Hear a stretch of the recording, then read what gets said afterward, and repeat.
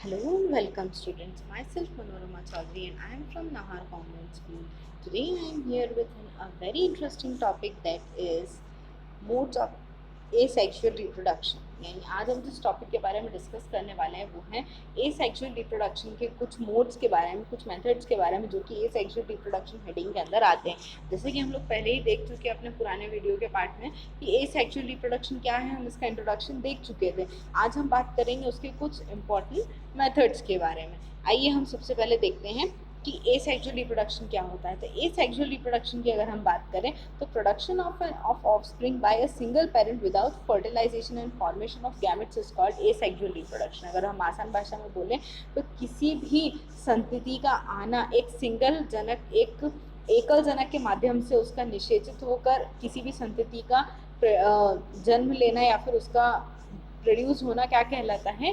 अलैंगिक जनन यानी एसेक्सुअल रिप्रोडक्शन कहलाता है। तो आइए हम इसके अलग अलग मोड्स के बारे में देखते हैं कौन कौन से मोड आज हम पढ़ने वाले हैं। तो सबसे पहला मोड है हमारा फिजन, यानी यहाँ पर हम बात करेंगे इस मेथड की जहाँ पर जो ये मेनली जो रिप्रोडक्शन की मेथड है ये प्रोटोजोन्स में देखने को मिलती है। और इस मेथड में हम बात करेंगे कि किस तरह से एक कोशिका या एक सेल है वो अपने आप को डॉटर सेल यानी पुत्री कोशिकाओं में विभाजित करती है। तो इसके दो तरीके होते हैं, पहला होता है बाइनरी फिजन और दूसरा होता है मल्टीपल फिजन। अगर हम बाइनरी फिजन की बात करें तो यहाँ पर एक सिंगल सेल यानी जो पहला जो मादा कोशिका या फिर पेरेंट सेल होता है वो अपने आप को क्या करता है, दो इक्वल डॉटर सेल्स में डिवाइडेड करता है, यानी दो इक्वल पुत्री कोशिकाओं में विभाजित करता है, जिससे जैसा कि हम अपने इस पहले डायग्राम में देख सकते हैं जहाँ पर कि जो पुत्री बनने वाली पुत्री कोशिका है वो हमेशा अपने जनक कोशिका के जैसी ही दिखती है। अगर हम वहीं दूसरी बात करें मल्टीपल फिजन की तो यहाँ पर हम जो देखते हैं फिजन की जो मेथड देखते हैं इसमें क्या होता है कि एक सिंगल पेरेंट से बनने वाली जो डॉटर सेल्स होती है वो एक या एक से ज़्यादा डॉटर सेल्स बनती है, जैसा कि हम इसमें देख रहे हैं। इसका सबसे अच्छा एग्जांपल है प्लाज्मोडियम, जहाँ पर जो न्यूक्लियस है वो अपने आप को कई सारे डिफरेंट सिस्ट में या डिफरेंट न्यूक्लिया में डिवाइड कर लेता है और उसके बाद मेच्योर होने पर ब्रेक करके पेरेंट सेल से वो अपने आप को रिलीज करके और फिर एनवायरमेंट में फ्रीली डेवलप करना शुरू कर देता है। तो ये दोनों मेथड से फिजन के। आइए अब हम अगली मेथड देखते हैं हमारी, जो कि है बर्डिंग की। बर्डिंग की मेथड की अगर हम बात करें तो इसका सबसे अच्छा और कॉमन एग्जाम्पल है हाइड्रा। हाइड्रा हमें इसके सबसे अच्छे एग्जांपल्स में लेते हैं। ये भी ज़्यादातर हमें प्रोटोजोन्स में ही देखने को मिलती है मेथड, जो एसेक्सुअल रिप्रोडक्शन की, अलैंगिक जनन की। इस रिप्रोडक्शन की मेथड में जो बनने वाली संतति है वो अपने जनक कोशिका से एक कलिका के रूप में निकलती है और विकसित होकर फिर अपने आप को अलग करती है। यानी अगर हम बोले तो ये क्या करती है, इस प्रोसेस में जो स्मॉल आउटग्रोथ है पेरेंट सेल की बॉडी में से वो रिलीज होता है और वो ग्रो करता है अपने आप को, और देन उसके बाद वो अपने आप को उस पेरेंट सेल की बॉडी से डिडक्ट कर लेता है।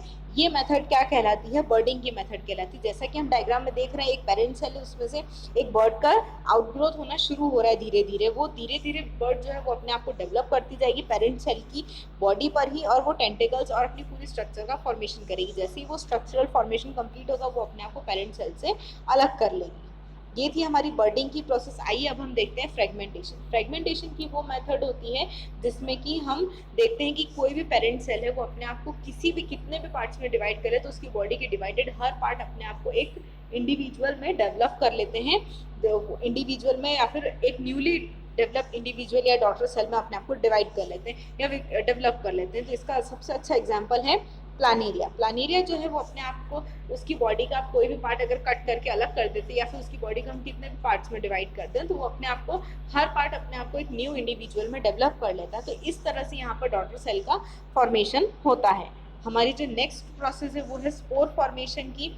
कि स्पोर फॉर्मेशन की जो मेथड है यहाँ पर हम अगर बात करें तो ये ज़्यादातर हमें फंगस में देखने को मिलती है और यूनिसेल्युलर ऑर्गेनिजम्स में देखने को मिलती है। यहाँ पर जो फंगस है वो अपने आप को मेच्योर करके स्पोरोगोनियम में डेवलप करती है। स्पोरोगोनियम में डेवलप होने के बाद जैसे ही वो स्पोरोगोनियम मेच्योर होता है वो अपने आप अपनी जो आउटर मोस्ट लेयर है उसे बर्स्ट करता है और जो स्पोर्स हैं वो रिलीज होते हैं एनवायरमेंट में, और वो स्पोर्स एनवायरमेंट में रिलीज होकर अपने आप को फेवरेबल कंडीशन के अकॉर्डिंगली स्टैब्लिश करवाते हैं और वापस से ग्रो करना शुरू कर देते हैं। तो ये मेथड होती है स्पोर फॉर्मेशन और स्पोरुलेशन की। अगर हम एग्जांपल की बात करें तो ये सबसे अच्छा इसका एग्जांपल होता है राइजोपस, जहाँ पर हमें ये मेथड देखने को मिलती है। तो ये हमारे पास कुछ मेन प्रोसेस थी एसेक्सुअल रिप्रोडक्शन की, जो कि हम हमारे पास इस सिलेबस में इंक्लूडेड थी। आई होप आपको ये वीडियो पसंद आई होगी।